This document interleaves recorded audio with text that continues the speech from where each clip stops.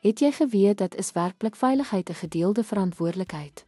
Beide werkgewers en werknemers speel belangrike rolle in die handhawing van 'n veilige omgewing. Kom ons ondersoek hoe die Wet op Beroepsgesondheid en Veiligheid WIGV hierdie samewerking rig. Pligte van werkgewers voorsien en handhaaf 'n veilige werksomgewing. Identifiseer potensiële gevare en risiko's. Maak seker dat alle toerusting veilig is om te gebruik. Informeer, lei op en hou toesig oor werknemers oor gesondheids- en veiligheidsaangeleenthede. Handhaaf veiligheidsprotokolle en verskaf die nodige persoonlike beskermende toerusting. Pligte van werknemers redelike sorg dra vir hul eie gesondheid en veiligheid en die van ander.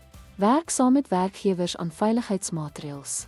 Volg alle veiligheidsinstruksies en gebruik toerusting korrek. Rapporteer enige onveilige of ongesonde toestande.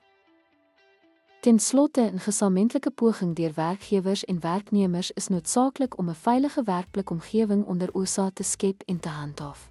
Dankie dat u by ons aangesluit het.